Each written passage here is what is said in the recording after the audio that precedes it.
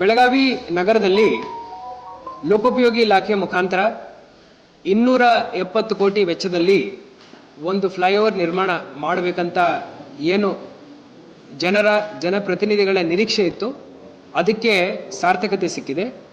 ಟೆಂಡರ್ವನ್ನು float ಮಾಡಲಾಗಿದೆ. ನಮ್ಮ national ಹೈವೇದಿಂದ ಒಟ್ಟು ಸಿಟಿ ಒಳಗಡೆ ಬಂದ್ಬಿಟ್ಟು 2-3 ಅಪ್ ಡೌನ್ ರ್ಯಾಂಪ್ ಕೊಟ್ಬಿಟ್ಟು ನಮ್ಮ ಶಂಕರಾನಂದ ಮಾರ್ಗ್ ಕ್ಲಬ್ ರೋಡ್ ತನಕ ಡಿಸೆಂಡ್ ಆಗಿ ಹರ್ಷ ಕಡೆ ಒಂದು ರೋಟರಿ ಮಾಡೋ ತನಕ ಏನು ಪ್ಲಾನ್ ಇದೆ ಅದರದ್ದು ಎಸ್ಟಿಮೇಟ್ ಅಪ್ರೂವಲ್ ಆಗಿ ಟೆಂಡರ್ ಕರೆಯಲಾಗಿದೆ. ಆಗಸ್ಟ್ ಮಿಡ್ ಒಳಗಡೆ ಈ ಟೆಂಡರ್ ಫೈನಲ್ ಆಗುತ್ತೆ. ಆಗಸ್ಟ್ ಅಂತ್ಯದ ಒಳಗಡೆ ವರ್ಕ್ ಆರ್ಡರ್ ಅನ್ನು ನೀಡಿ ಕೆಲಸ ಆಗಸ್ಟ್ ಎಂಡ್ ಅಥವಾ ಸೆಪ್ಟೆಂಬರ್ ಬಿಗಿನಿಂಗ್ ಅಲ್ಲಿ ನಾವು ತಗೋಬೇಕಂತ ಹೇಳಿ ಯೋಚನೆ ಮಾಡ್ತಾ ಇದ್ವಿ. ಎಲ್ಲ ವಿವಿಧ ಇಲಾಖೆಗಳ ಜೊತೆ ನಾವು ಚರ್ಚೆ ಮಾಡಿದ್ವಿ. ಇದರಲ್ಲಿ ಒಂದು ಮೇಜರ್ ಪಾಯಿಂಟ್ ಏನ್ ಬಂತಂದ್ರೆ, ಮರಗಳಿದಾವೆ, ಇದನ್ನು ಏನ್ ಮಾಡ್ಬೇಕಂತ ಪ್ರಶ್ನೆ ಬಂತು. ಸೊ ಟೋಟಲ್ 220 ದೊಡ್ಡ ಗರ್ತ್ ಮರಗಳು ಏನಿದಾವೆ, ಬಾಕ್ಸೈಟ್ ರೋಡ್ ಎಕ್ಸ್ಪಾನ್ಷನ್ ಮಾಡುವಾಗ 35 ಮರಗಳನ್ನು ಟ್ರಾನ್ಸ್ಲೊಕೇಟ್ ಮಾಡಿದ್ದಾರೆ.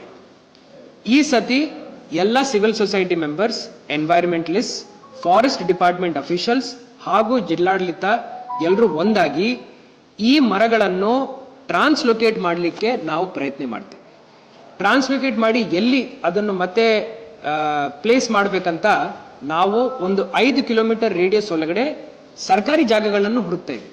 ಉದಾಹರಣೆಗೆ ಯಾವುದೇ ಕಚೇರಿ ಆವರಣ ಇದೆ, ಹಾಗೂ ನಮ್ಮ ಮನೆ ಆವರಣ ಇದೆ, ಅಫಿಷಿಯಲ್ ಕ್ವಾರ್ಟರ್ಸ್ ಆವರಣ ಇದೆ, ಓಪನ್ ಪಾರ್ಕ್ ಲ್ಯಾಂಡ್ ಇದೆ, ಲೇಕ್ ಸುತ್ತಮುತ್ತಲ ಜಾಗ ಇದೆ, ಐಡೆಂಟಿಫೈ ಮಾಡಿ ಕಾರ್ಪೊರೇಷನ್ ಕಮಿಷನರ್ಗೆ ನಾನು ಟೈಮ್ ಕೊಟ್ಟಿದ್ದೀನಿ.